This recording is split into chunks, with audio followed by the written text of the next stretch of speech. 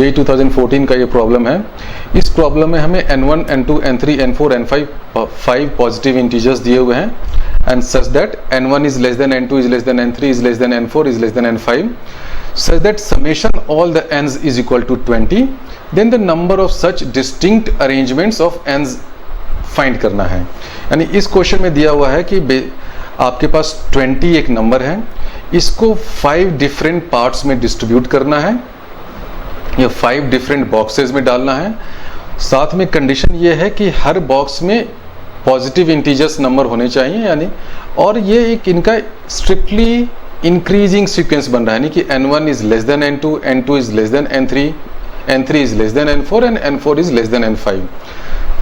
तो देखने में क्वेश्चन काफ़ी डिफिकल्ट लगता है कि ये 20 को हम लोग कितने पार्ट्स में डिस्ट्रीब्यूट कर सकते हैं, कि हमारे पास बहुत सारी फ्रीडम ऑफ चॉइस लगती है कि 20 को हम लोग कुछ 2 इसमें दे दिया, 3 इसमें दे दिया, तो लगता है कि ये क्वेश्चन में काफ़ी सारे ऑप्शंस हो सकते हैं। लेकिन ये जो 2 कंडीशन दी हुई है, पहला कंडीशन पॉजिटिव इंटीजर्स वाला और दूसरा ये स्ट्रिक्टली इंक्रीजिंग सीक्वेंस, इस 2 कंडीशन के कारण हमारी फ्रीडम ऑफ चॉइस काफ़ी घट जाती है। कैसे घट जाती है? सबसे पहले ये n1 पॉजिटिव इंटीजर होना है तो n1 1 या 1 से बड़ा होना ही होना है, 0 तो हो नहीं सकता, नेगेटिव हो नहीं सकता। यानी पहली कंडीशन हमारे पास आ गई कि n1 has to be greater than और इक्वल टू 1। अब n अगर 1 या 1 से बड़ा होगा तो n2 क्या है, n1 से भी बड़ा है, तो n2 has to be greater than और इक्वल टू 2, है कि नहीं? उसी तरह n3 जो होगा has to be greater than और equal to 3। Similarly, n4 has to be greater than or equal to 4 और n5 has to be greater than or equal to 5। ये कंडीशन आने के बाद क्या है, प्रॉब्लम काफ़ी आसान हो जा रहा है। क्यों आसान हो जा रहा है? कि हमारे पास फ्रीडम ऑफ चॉइस जो पहले थी, अगर ये कंडीशन नहीं होता, ये less than n2 less than n3 वाला या पॉजिटिव इंटीजर्स वाला कंडीशन नहीं होता, तो हमारे पास बहुत सारे ऑप्शंस हो जाते इस नंबर 20 को 5 पार्ट्स में डिस्ट्रीब्यूट करने के लिए। लेकिन जब ये 2 कंडीशन दे दी गई कि ये पॉजिटिव इंटीजर ही होना है, यानी कि 1 से बड़ा n1 होना ही है, उसके बाद का जो कंडीशन है कि ये स्ट्रिक्टली इंक्रीजिंग सीक्वेंस है, यानी कि n1 1 से बड़ा होना है और n2 को 2 से बड़ा होना ही होना है, n3 को 3 से बड़ा होना ही होना है, n4 has to be greater than और equal to 4, n5 has to be greater than और इक्वल टू 5। यानी इस कंडीशन के कारण हमारी चॉइस काफ़ी रिस्ट्रिक्ट हो गई है। यानी n1 में हम 1 या 1 से बड़ा ही कोई नंबर दे सकते हैं, उसी तरह n5 में 5 या 5 से ही बड़ा कोई नंबर दे सकते हैं। यानी ये कंडीशन होने के बाद क्या हो जाता है, इसको अगर मैं ग्राफिकल फॉर्म में दिखाऊं, सपोज ये मेरा 0 का लाइन है, ये 0 हाइट पे है, ये n1 है, ये n2 है, ये n3 है, ये n4 है और ये n5 है। ये स्ट्रिक्टली इंक्रीजिंग होना है बिकॉज ऑफ दिस कंडीशन, यहाँ पे जो दे रखा है देखें। उसी तरह n1 जो है ये 1 है तो 1 या 1 से बड़ा होना है, n2 जो है वो 2 या 2 से बड़ा होना है, n3 जो है वो 3 या 3 से बड़ा होना है। उसी तरह n4 has to be greater than और equal to 4 and n5 has to be greater than और इक्वल टू 5। यानी कि आउट ऑफ दिस नंबर 20, 1 2 3 4 5 जो है हमने पहले ही उसको डिस्ट्रीब्यूट कर दिया। यानी उसके डिस्ट्रीब्यूशन में हमारी कोई मर्जी नहीं चलेगी कि हम इसमें डालें या उसमें डालें। क्यों? इस कंडीशन के कारण। और ये कंडीशन कहाँ से आया? यहाँ से आया, पॉजिटिव इंटीजर्स और ये स्ट्रिक्टली इंक्रीजिंग सीक्वेंस के कारण। यानी आउट ऑफ 20 नंबर्स 1 + 2 + 3 + 4 + 5, ये कितना होता है? 1 + 2 + 3 + 4 + 5 15 होता है। यानी आउट ऑफ 20 नंबर 15 नंबर हमने पहले ही बांट दिया और उसको बांटने में मेरी और आपकी कुछ नहीं चलेगी। यानी कि उसके कारण आपका नंबर ऑफ अरेंजमेंट्स में कोई इंक्रीज नहीं होगा। यानी ये बिल्कुल फिक्स है कि इसको 1 देना ही देना है, 1 या 1 से ज़्यादा देना ही है। यानी 1 2 3 4 5 जब हमने दे दिया तो हमारे पास आउट ऑफ 20 जो है केवल 15 तो हमने पहले ही बांट दिया, केवल 5 नंबर्स बचे हुए हैं। और सारी जो हमारे पास परमुटेशन के जो ऑप्शंस होंगे, सारा जो तिक्रम हम दिखाएंगे या सारा जो खेल होगा वो उस रिमेनिंग 5 के पास ही होगा कि अब इस 5 को हम कहाँ कहाँ बांटें, इसको दें या इसको दें, N3 को दें या N5 को दें या N4 को दें, ये ऑप्शन हमारे पास रहेगा। पहले 15 नंबर थे, उसके संदर्भ में उस कॉन्टेक्स्ट में हमारे पास कोई ऑप्शन नहीं बचा है, उसको हमें इस फॉर्म में बांटना ही पड़ेगा। अब रिमेनिंग 5 को कहाँ बांटना है वो देखते हैं। तो अब ये देखिए N1 has to be greater than और इक्वल टू 1। तो इस सीक्वेंस को अगर हम लोग दूसरे फॉर्म में कहें तो क्या कह सकते हैं कि N1 जो होगा 1 या 1 से बड़ा होगा, 1 से कुछ एक्स्ट्रा होगा। उसी तरह N2 will be something 2 plus some extra. तो अब वो एक्स्ट्रा कितना होगा उसको हम लोग ई से अगर डिनोट करें एक्स्ट्रा को, तो हम लोग लिख सकते हैं कि N1 will be something is equal to 1 plus E1। E1 मैंने इसलिए लिखा कि ये एक्स्ट्रा क्या होगा वो N1 के केस में।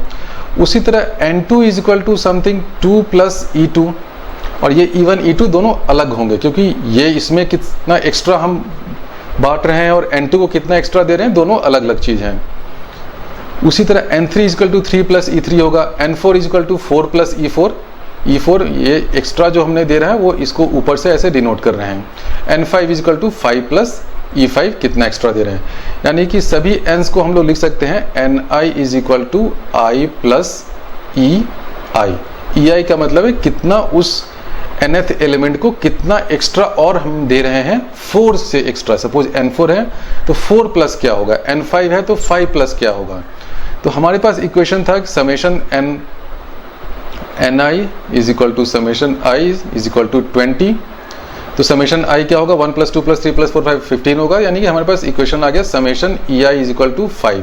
जो हमने अभी ऐसे एक्सप्लेन किया था उसी को हमने इक्वेशन फॉर्म में ऐसे लिख दिया है, यानी कि हमारे पास अब एक इक्वेशन आ गई है E1 plus E2 plus E3 plus E4 plus E5 is equal to 5।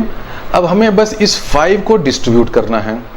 अब ये EIs पे भी कुछ कंडीशन है। क्या कंडीशन है? पहली कंडीशन तो ये होगी कि all the EIs have to be greater than और इक्वल टू 0, क्योंकि किसी में हम एक्स्ट्रा कुछ दे भी सकते हैं, नहीं भी दे सकते हैं। अगर हमने एक्स्ट्रा नहीं दिया तो उस केस में EI विल बी 0। कुछ एक्स्ट्रा और उसको दे दिया 3 से, सपोज N3 को हमने 3 प्लस समथिंग दे दिया, तो that extra has to be something greater than 0।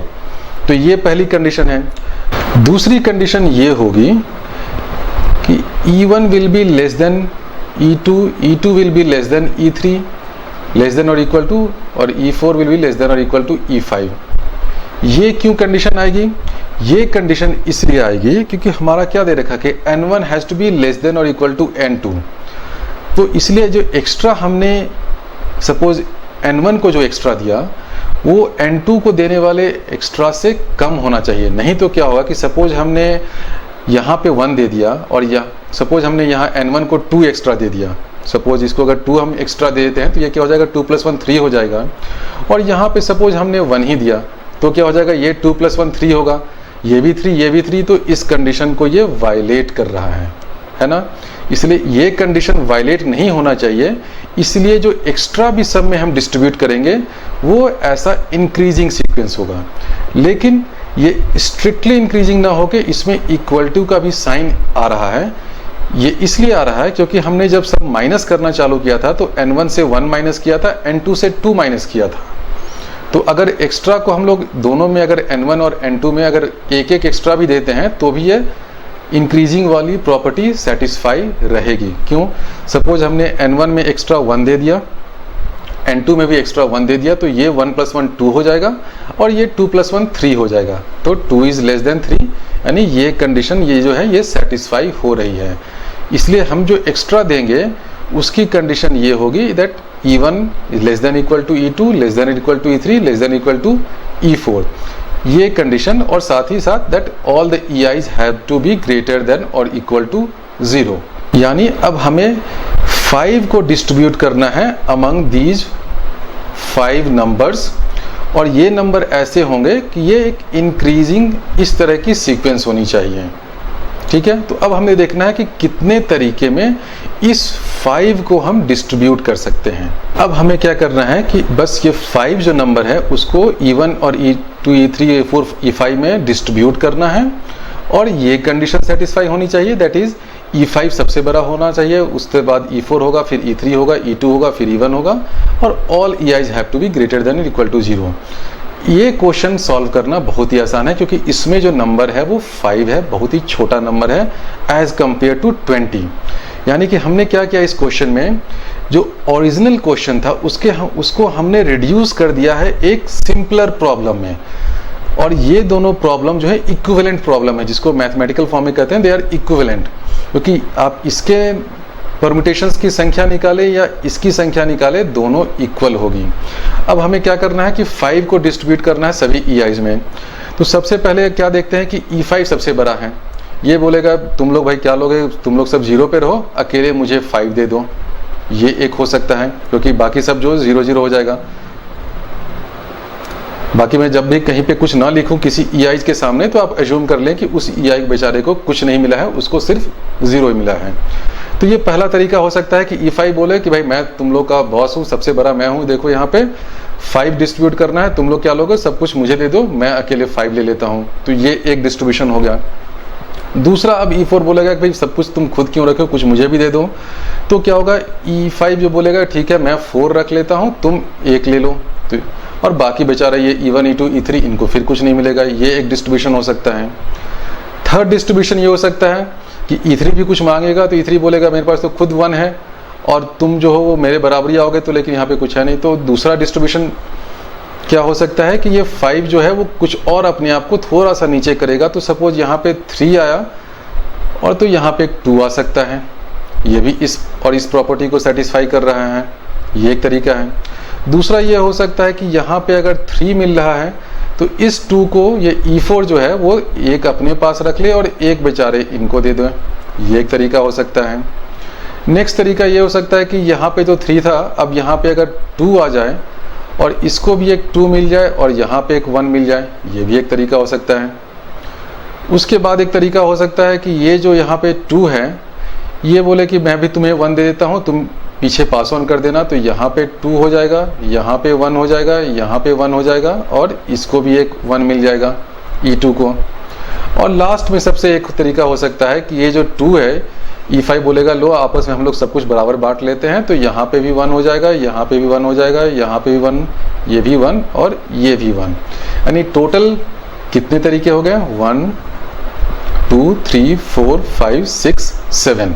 ये मैंने काफ़ी एक्सप्लेन किया इसलिए इतना टाइम लगा होगा। लेकिन अगर आपको 5 एक नंबर है, इसको 5 डिफरेंट पार्ट्स में डिस्ट्रीब्यूट करने हैं इंक्रीजिंग सीक्वेंस में, तो बहुत ही आसान है।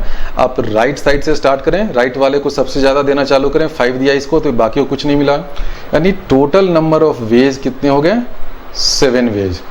तो there are 7 ways of distributing this 5 among all these extras. तो ये जो ओरिजिनल प्रॉब्लम है उसका भी आंसर 7 होगा। और IIT में जब क्वेश्चन पूछा गया तो ये इंटीजर टाइप वाले में था। इंटीजर टाइप वाले में यानी कि इसका आंसर 0 और 9 के बीच ही होगा। तो इससे भी स्टूडेंट्स को हिंट मिल जाना चाहिए कि आप परम्यूटेशन कॉम्बिनेशन के जो लंबे वाले कुछ कुछ फॉर्मूले होते हैं या number of integral solutions of an equation वाले जो फॉर्मूला होता है n+r-1 CR-1, वो सब करने की जरूरत नहीं है, क्योंकि आपका आंसर जो है वो 0 और 9 के बीच ही होगा। तो बेसिक इसमें ट्रिक ये था कि ये इस condition n1 less than n2 वाली कंडीशन और पॉजिटिव इंटीजर वाली कंडीशन को यूज करके आप इस कॉम्प्लेक्स प्रॉब्लम जो summation ni is equal to 20, उस कॉम्प्लेक्स प्रॉब्लम को आप एक सिंपलर प्रॉब्लम में रिड्यूस कर सकते हैं कि नहीं। और वो हमने सिंपलर प्रॉब्लम में रिड्यूस कर लिया, summation ei is equal to 5। इसको हमने समेशन के टर्म्स में जब लिखा तो आ गया कि ni is equal to i plus ei। तो ये बहुत से लोगों को लग रहा हो कि ये कॉम्प्लेक्स नोटेशन अचानक से कैसे माइंड में स्ट्राइक करेगा। माइंड में स्ट्राइक करने की बहुत ही आसान तरीका है, क्योंकि आप देखें n1 लेस देन n2 है और पॉजिटिव इंटीजर है, तो आप मान के चलें कि n1 तो 1 या 1 से बड़ा ही होना है, जो मैंने पीछे दिखाया था। n2 2 या 2 से बड़ा होना है, n3 3 या 3 से बड़ा होना है। यानी कि हर एंड्स में हमारे पास जो एक लोअर बाउंड्री दे रखी है, जो हमने डायग्राम से भी दिखाया था यहाँ पे, कि हर n के केस में ये इतना फ्रीडम ऑफ चॉइस नहीं है जितना देखने में लगता है ना। कि अगर आपको कोई क्वेश्चन दे दे कि summation ni is equal to 20, तो इसके कितने सॉल्यूशंस हो सकते हैं। अगर सिंपली अगर ये कोई क्वेश्चन दे दे तो इसके बहुत सारे ऑप्शंस, बहुत सारे आंसर्स हो सकते हैं। लेकिन जैसे ही आपको एक कंडीशन लगा दिया कि n1 has to be greater than और इक्वल टू 1, n2 जो है वो 2 या 2 से बड़ा होगा, n3 3 से बड़ा होगा, n4 4 से बड़ा होगा, n5 5 या 5 से बड़ा होगा, तो इससे क्या होता है कि ये वाला जो एरिया आपने पहले ही कवर कर लिया, आपको बेसिकली 20 नंबर को n1 n2 के बीच में डिस्ट्रीब्यूट करना था। आपने क्या किया कि 1 2 3 4 5 जो है वो ये वाला एरिया पहले ही डिस्ट्रीब्यूट हो गया, यानी कि 15 नंबर्स जो है वो आपने पहले ही डिस्ट्रीब्यूट कर दिए हैं। तो आपके पास सारा जो अब गेम है वो बस रिमेनिंग 5 नंबर्स को कैसे जगलरी किया जाए उसका गेम है। और वो गेम बहुत ही आसान है, क्योंकि 5 जो है वो अपने आप में एक छोटा नंबर है, और वो एक्स्ट्रा हमें हर एंस को कितना एक्स्ट्रा देना है वो हमने ई से डिनोट किया। तो n1 को देना है एक्स्ट्रा, वो e1 है, n2 को देना है वो e2 है, और हर एक्स्ट्रा की भी एक कंडीशन होगी कि ये लेस देन और इक्वल टू अपने बगल वाले राइट पार्टनर जो उसका बिग ब्रदर है उससे लेस देन और इक्वल टू होगा। क्यों होगा? क्योंकि अगर ये लेस देन वाली कंडीशन नहीं आएगी तो ये जो कंडीशन है ये सेटिस्फाई नहीं होगी। और इसमें इक्वल टू इसलिए भी आ सकता है क्योंकि हमने जब यहाँ पे माइनस करना सबका चालू किया था, क्योंकि ये 1 पे था, एक्स्ट्रा जब काउंट करना चालू किया था तो n1 का एक्स्ट्रा हमने 1 से काउंट किया था, n2 का एक्स्ट्रा 2 से काउंट किया था, यानी कि n2 जो है वो पहले ही 1 की लीड ले चुका है n1 के रिलेटिव। तो अगर हमारा सपोज e1 और e2 दोनों इक्वल हो भी जाए, अगर e1 1 है e2 भी 1 है, तो ये 1 + 1 मिलके 2 होगा, ये 2 + 1 मिलके 3 होगा, तो भी जो है वो n2 n1 से बड़ा होगा, क्योंकि हमने जो एक्स्ट्राज काउंट करने चालू किए हैं वो इस लीड को ध्यान में रख के, क्योंकि ये 2 3 4 5 जो इनिशियल लीड है उसके बाद कितना है, यानी कि ये जो इनिशियल लीड सबको मिला हुआ है वो पहले से ही हमने काउंट कर लिया है। इसलिए इस कंडीशन के बाद e1 is less than equal to e2 is less than e3 is less than equal to e4 is less than or equal to e5 आएगा, और all ei's have to be greater than or equal to 0। 0 इस case में होगा, जैसे यहाँ पे 0 भी आ रहा है। 0 इसलिए होगा कि वो n1 जो है सपोज वो 1 के बराबर ही रहेगा। जब e1 is equal to 0 होगा तो हमारा n1 क्या हो जाएगा? 1 + 0 is equal to 1। इसलिए ये कंडीशन आएगी, और इस दो कंडीशन के बाद हमें बस 5 को डिस्ट्रीब्यूट करना है 5 नंबर्स में। वो बहुत ही आसान है, ऐसे 5 4 3 2 1 इस तरह के करके हम लोग मैन्युअली इसको काउंट कर सकते हैं, और मैन्युअली काउंट करके हमने आंसर 7 निकाला।